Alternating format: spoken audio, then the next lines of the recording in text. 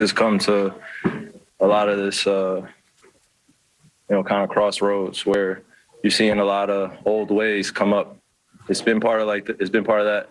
It's been that way in history in terms of entertainment and performers and sports for a long period of time of just underlying racism and just treating people like they're in a human zoo. Throwing stuff at people, saying things. There's a certain point where it just gets to be too much.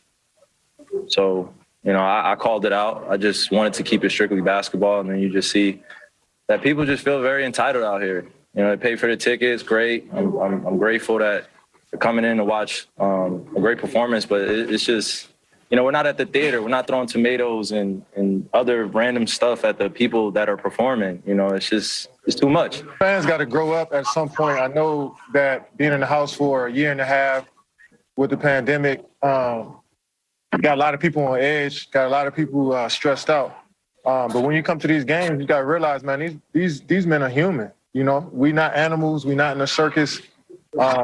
You coming to the game is not all about you as a fan. So have some respect for the game, have some respect for these human beings, and have some respect for yourself. Your mother wouldn't be proud of you throwing water bottles at basketball players or spitting on players or tossing popcorn. So grow up and enjoy the game. It's bigger than you. Hey, Brandon, what was your reaction to this latest fan incident?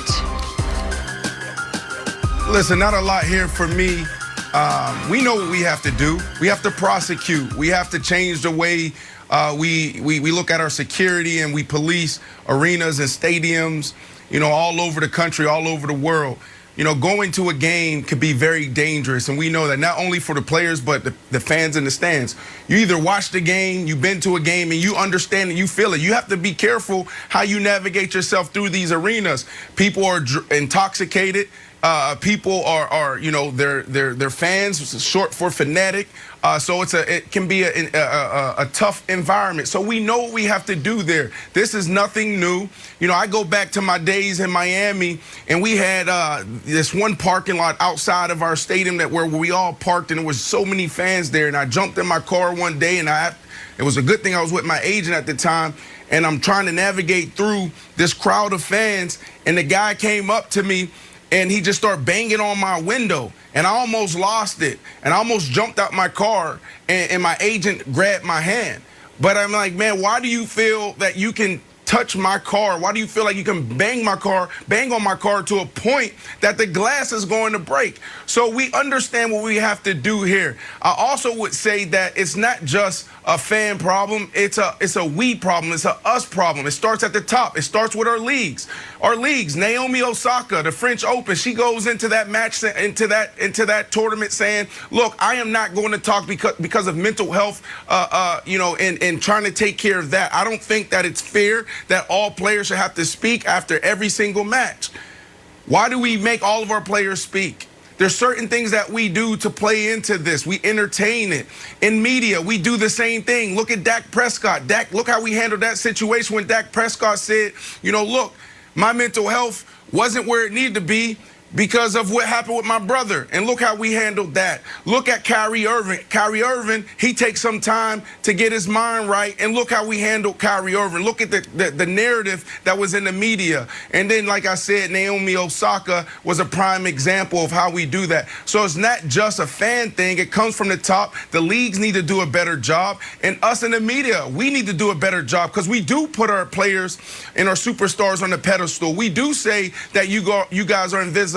We do say that you guys are superheroes. So we got to look at it, from a 360 approach to make sure that we're all breaking down this stigma of our players being in the cage and being in the zoo.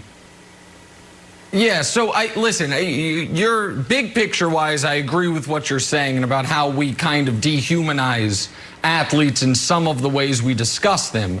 But what we have seen specifically in a week's time in the NBA is a fan pour popcorn on Russ, a fan spit on Trae Young or spit at Trae Young, a fan in Utah say to Ja Morant's father, I'll put a quarter in your back and make you dance for me, boy. And now a fan throwing a water bottle at Kyrie. And the Celtic fans seemed extra amped up at Kyrie because he had the audacity to say, please try not to be racist. And Kyrie, in his commentary after the game, brought up a racial dynamic here that I think cannot be ignored.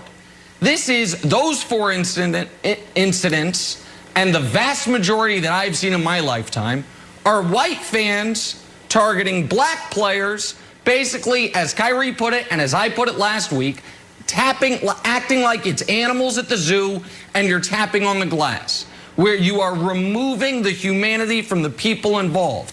And it is all fruit of the same poisonous tree of shut up and dribble. It is all fruit of you are performing for my entertainment, and that is where your efficiency as a human starts and ends. How well you entertain or don't entertain me. I don't want to hear your opinions on police brutality. I don't want to hear your opinions on politics. And I do not care a single shred about treating you with dignity outside of watching you play a sport. And it is, in the NBA, an overwhelmingly black league.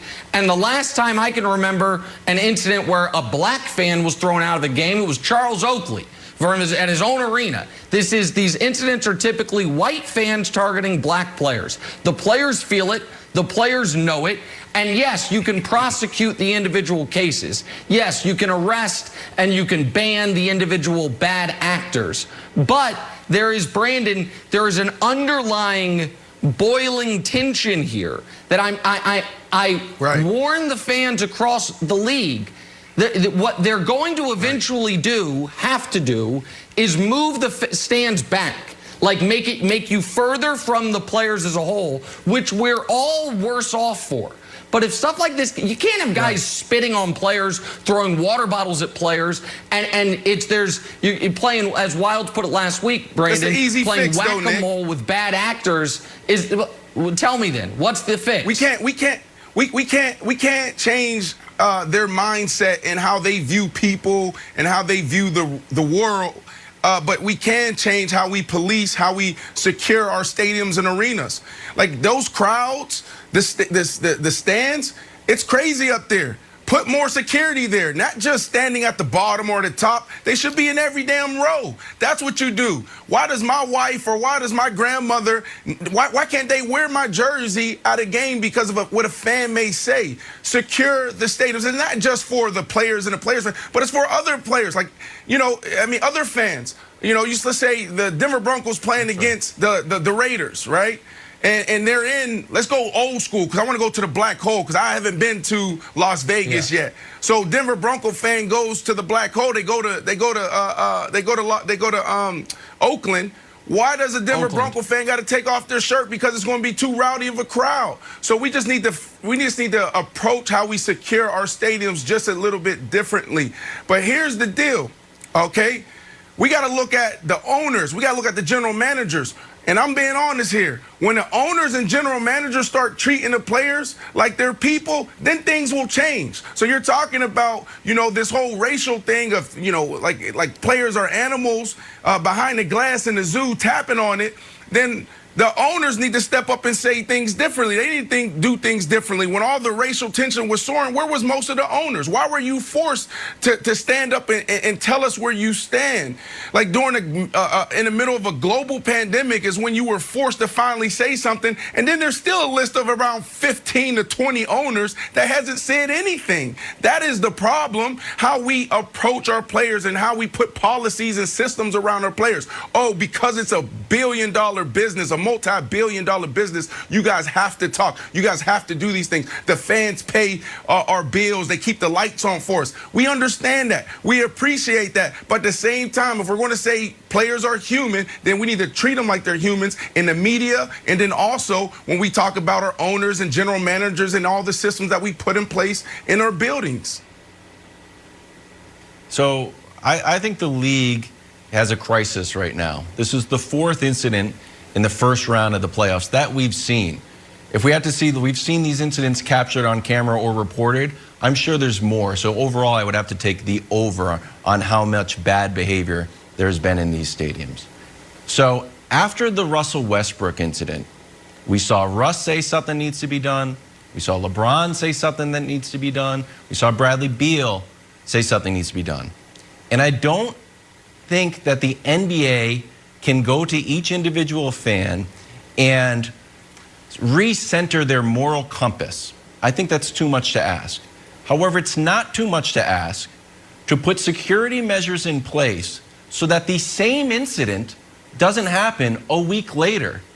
This looks very similar to the Russell Westbrook incident. This is a player leaving a visiting arena and a fan in basically the same section throwing a concession on the person. So this is something that security needs to deal with, and the NBA needs to turn into a priority, because these aren't disparate acts. They're like, I can't believe it. Really? Because it just happened last week. The NBA needs to move this to the forefront of their priority and make sure it doesn't happen again. And I think that's the conversation moving forward to see if that's something they could have in place.